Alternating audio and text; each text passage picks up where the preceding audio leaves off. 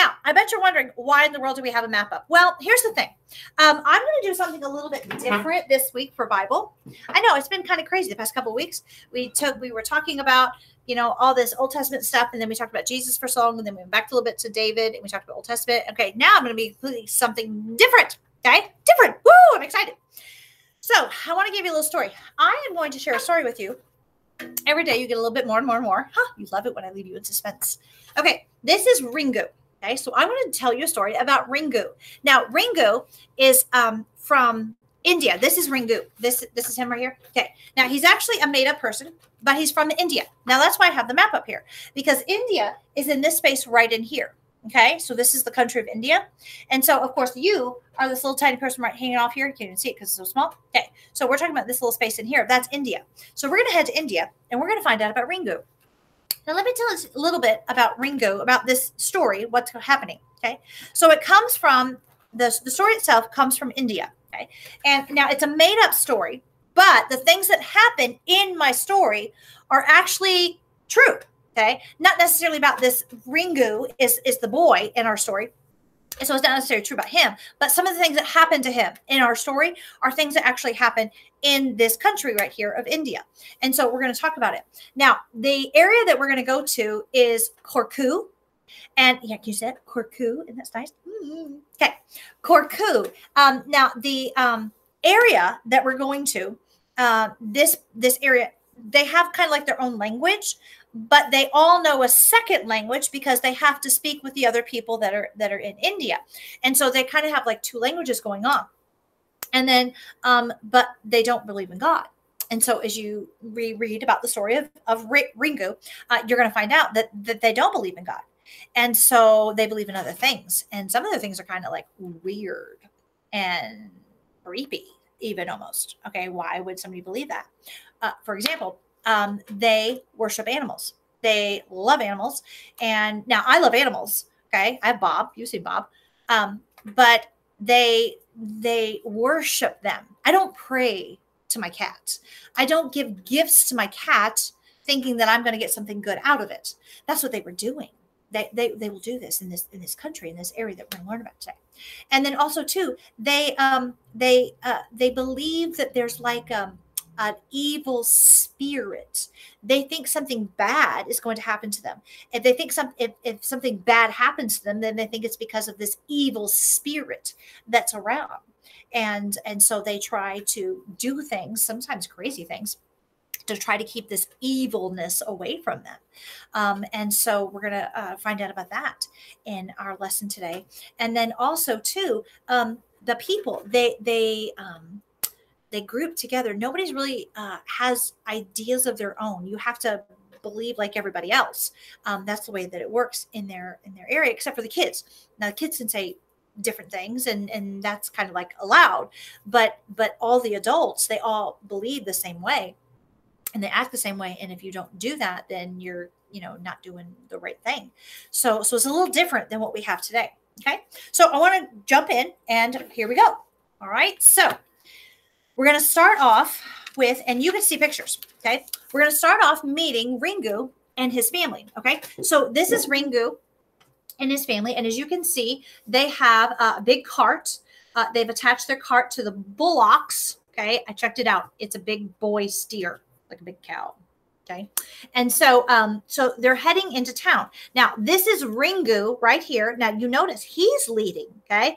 I don't think my mama would let me, take the cart and go, but so we can see things are a little different here. And then he also has a brother named Batu.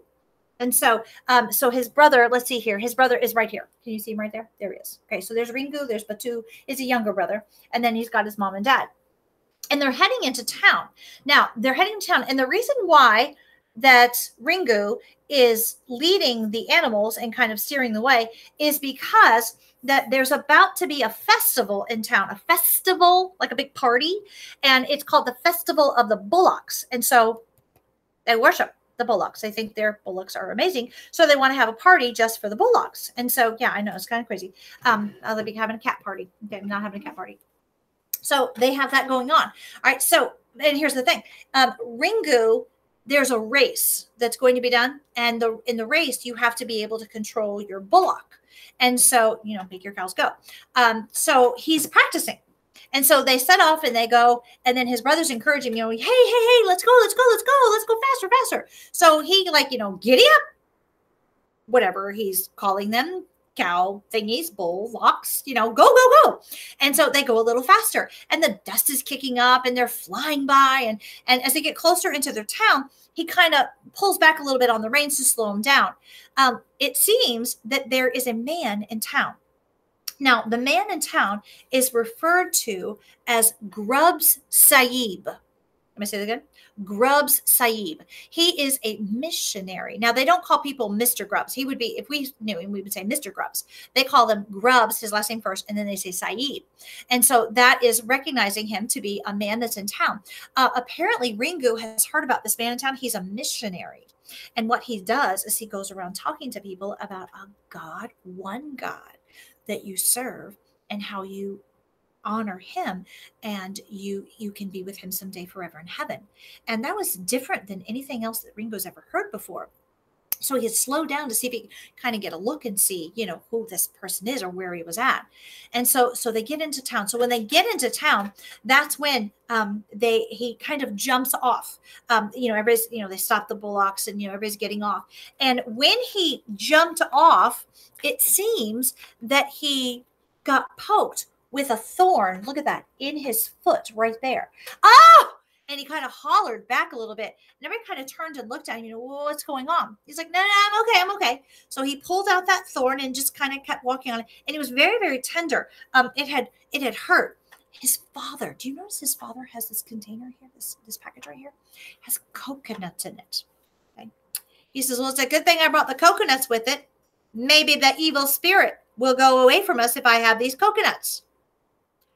So he's carrying around these coconuts so that nothing bad happens.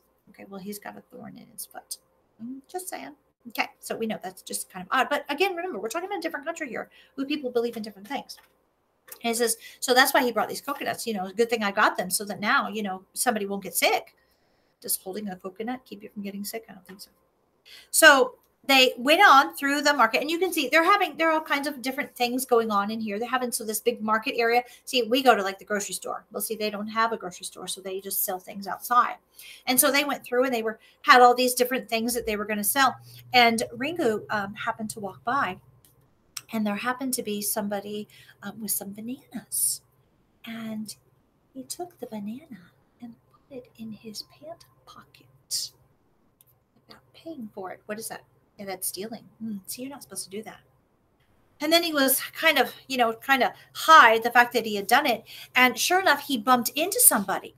And when he bumped into somebody, he noticed that he didn't even see who he bumped into. But when he noticed that he'd bumped into somebody, all these papers went flying everywhere. And so it was just kind of like that. And so these papers go flying everywhere. And he's like, oh my goodness, who did I bump into?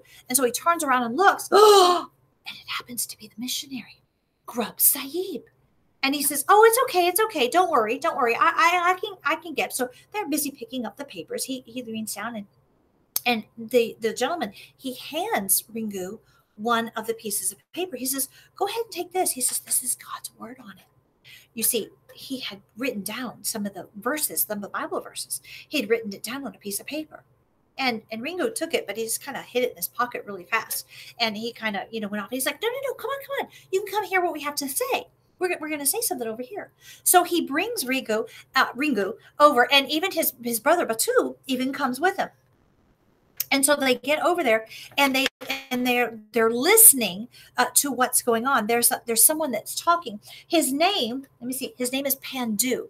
Pandu is talking, and he sits down in front of this funny-looking box with these funny-looking white and black keys on it, and he starts hitting his hands on it, and then he takes this thing in the back, and he's kind of like opening it back and forth, almost like a fan would be, and it's making music. That's a let's see here. Harmonium. That's what it is. It's called a harmonium. And so it's kind of like, Ricardo, you play the piano. Catherine, you play the piano. It's kind of like that, except it's more of a boxy thing. And then I guess with this, you open and close this like back door where the fan is, and then it helps to make the music.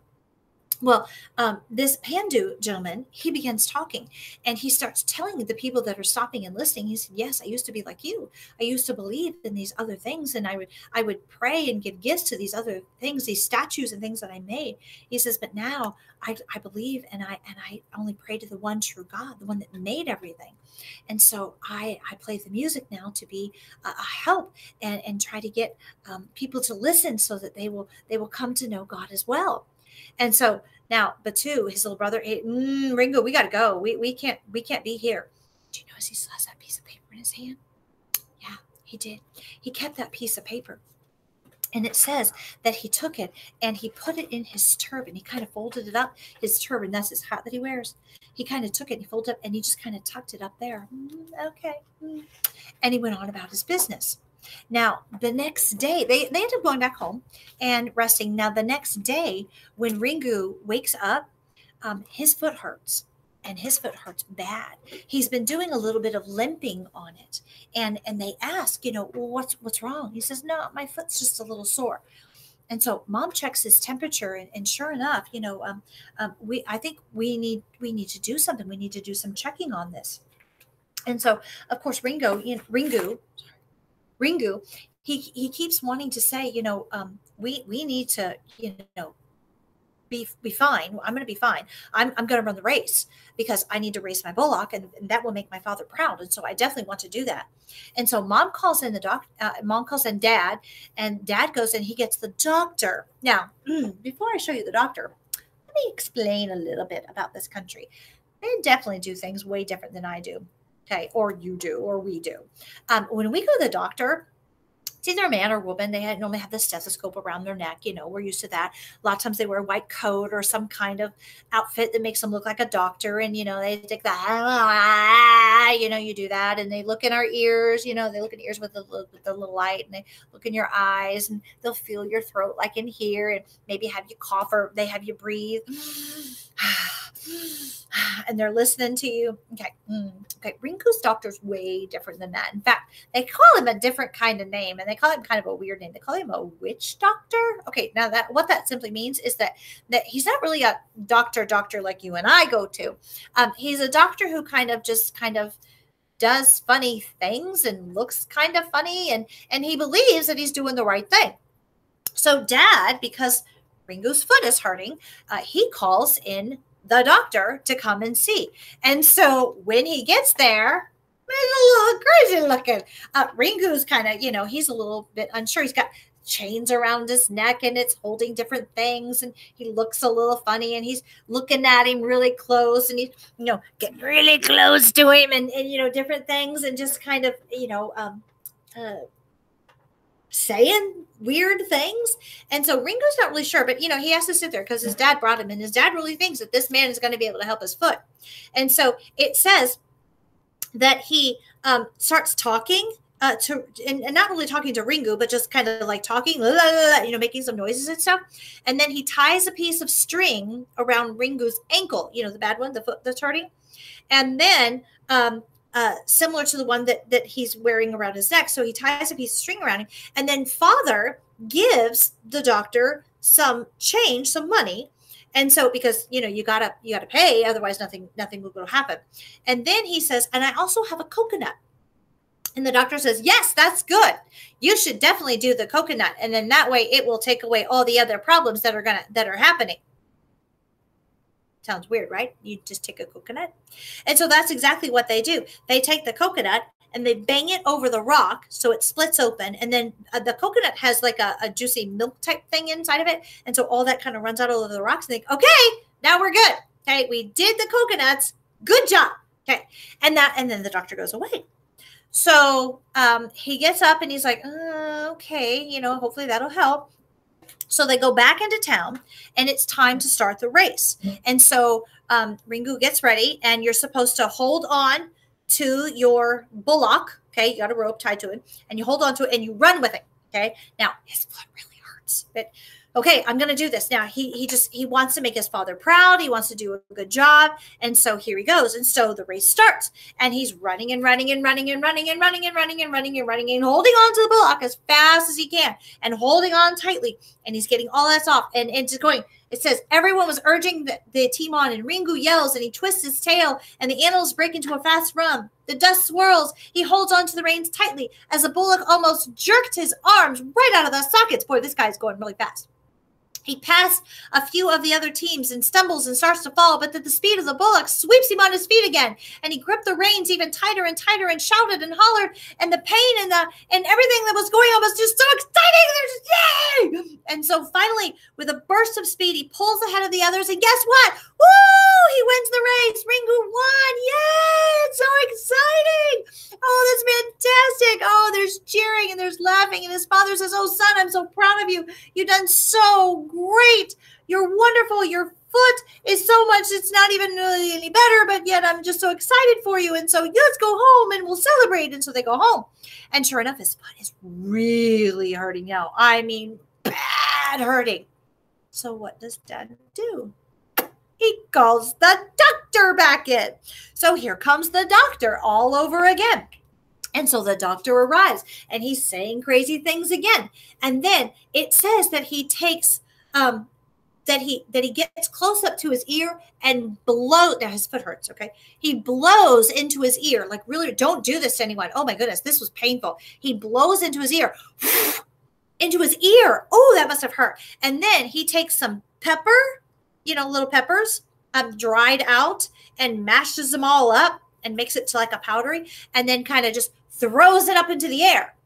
And when he throws it up into the air, it kind of gets a little tickle in his nose, and he goes, shoo! And the doctor says, yay, good, sneezing, that will get rid of the evil spirits that are making your foot hurt. Do you remember how his foot got hurt? Because he stepped on a thorn. It cut his foot. Yeah, nothing bad about it. His foot hurts. And of course, he's probably going around without shoes on. It's getting dirt in it. Oh, and then, so yes, he blows in his ear. He throws the pepper around, and then he takes this stuff that he has, this, I don't know, some kind of medicine dirt stuff, and he puts it on his foot. Okay, check it out. So let's pretend it's foot. So he puts it on his foot, and then he rubs it in really, really hard. And you can imagine Ringo's going, ah! And yes, that's going to help it to be better.